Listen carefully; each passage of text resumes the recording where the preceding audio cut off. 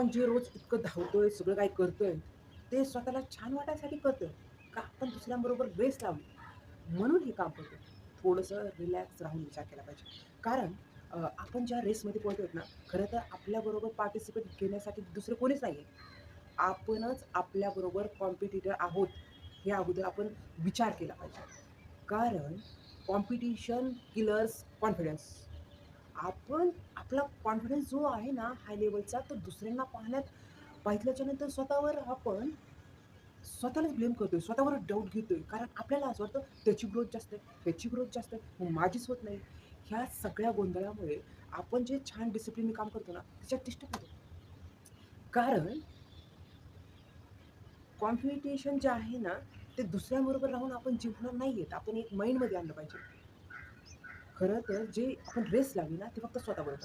ती कशी माहिती आहे? की कालच्यापेक्षा फक्त 1% मी आज चांगलं करू शकतो का?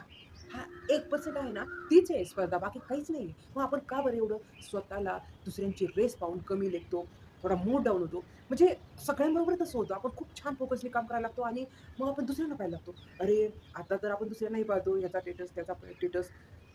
दुसऱ्यांना पाहून आपण स्वतःला इमॅजिन करतो, "अरे यार, मी कुठंच जात नाही, माझ्याकडे ते नसतंच, माझ्याकडे वेळच नाही." हे काय झालं माहिती आहे? आपण स्वतःवर डाऊट घ्यायला लागलोय आणि ह्या डाऊटमुळे सगळा गोंधळ व्हायला लागलाय. पण द ट्रू इज गोष्ट ही आहे, द ट्रू इज की आपली कॉम्पिटिशन स्वतःबरोबर आहे. हे ज्या दिवशी आपण क्लिअर करतो ना, त्या दिवशी आपण खूप आनंदी होतो. कारण हे ज्यावेळेस मी स्वतः वाचताना माझ्या लक्षात आलं आणि त्याच्यानंतर मला पण खूप छान वाटलं. म्हणून अरे यार, सगळ्यांची ग्रोथ वेगवेगळी, त्याच्या माइंडवरती, त्याच्या सिच्युएशननुसार वेगवेगळी. कोणी 6 महिन्यात ग्रोथ करतं स्वतःच्या पर्सनॅलिटीमध्ये, स्वतःच्या इन्कममध्ये. कोणी 2 वर्ष लावतं. मग 2 वर्षांनी जर स्वतःला कमी लेखलं, तर तो 2 वर्षांनी तो स्वतः प्रोग्रेस करणार आहे, सक्सेस होणार आहे, तो होणारच नाही ना. कारण त्या 6 महिन्याकरता 6 महिन्यांनी ज्यांनी ग्रोथ केली, त्याच्याकडचं पाहत राहिला, तर स्वतःला तो डाऊटच घेणार, की माझं का होत नाही? आणि त्याने काय होणार? डिस्टर्ब होणार.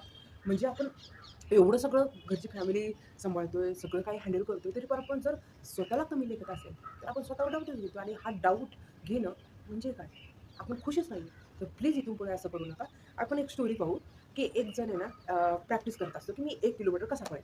आपला तो रोज ती प्रॅक्टिस करत असतो, प्रॅक्टिस करत असतो. पण काही दिवसांनी काय झालं, त्याच्या साईडनी त्याला कळलं, काही 5 किलोमीटर पण पळून येतात इथपर्यंत आणि काही 6 किलोमीटर पण पळून येतात.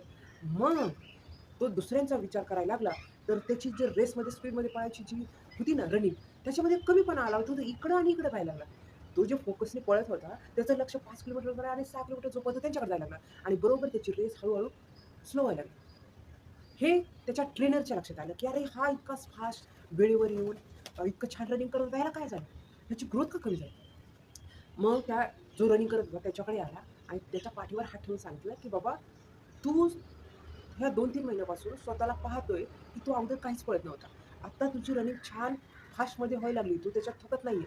तर तू स्वतःकडे लक्ष दे, की काल मी जर 1 किलोमीटर जर रनिंग करत होतो ना, तर आज मी 1 किलोमीटर आणि 1 मीटर कसं करेल फोकसने, त्या पॉइंटकडे लक्ष द्या. म्हणजे तू तुझ्या स्वतः ग्रोथ करू शकतो. ह्या दुसऱ्यांना पाहायचं बंद कर, तरच तुझ्यात ग्रोथ वाढेल. आणि मग काय त्या व्यक्तीने त्या ट्रेनरचं ऐकलं आणि योगायोगाने असं झालं, की 6 महिन्याच्या नंतर ह्याच्या स्वतःचा स्पीड 10 किलोमीटर झाला. सेम म्हणजे त्याला इतका आनंद झाला, की अरे मी 10 किलोमीटर पण पळू शकतो. कधी? थोडा वेळ, स्वतःचा फोकस आणि स्वतःला दुसऱ्यांबरोबर कंपॅरिझन करायचं बंद केल्याच्यानंतर ह्या व्यक्तीमध्ये फोकस वाढला. आणि सेम हाच फॉर्म्युला आपल्याबरोबर होतोय. आपण दुसऱ्याला पाहितल्याने खरं तर आपण त्यांच्यावर पाहतो, त्यांच्याकडे खुश होतो, पण स्वतःवर डाऊट घेतो. प्लीज स्वतःवर डाऊट घेऊन ही जी रोजची रेग्युलरची लाईफ आहे ना, त्याच्यात डाऊन होऊ नका. स्वतःला एकदम खुश करा आणि जे काही स्पीडने तुम्ही जे काम करतायत ना फोकसने, ते असंच करत राहा. बरोबर तुम्ही एक दिवशी नक्कीच तुम्हाला जे पाहिजे ते मिळेल आणि तुम्ही खूप मोठे सक्सेस होणार. कारण प्रत्येकाची रेस, प्रत्येकाची स्पर्धा ही डिफरंट आहे. आपण दुसऱ्याकडे लक्ष नाही द्यायचं. आपलं जे आहे ना ते करू. म्हणजे काय होईल आपण बेस्ट देऊ आणि खूप छान हॅपी राहू. कारण हॅपी राहिल्याच्या नंतरच आपण खूप छान सक्सेस होऊ.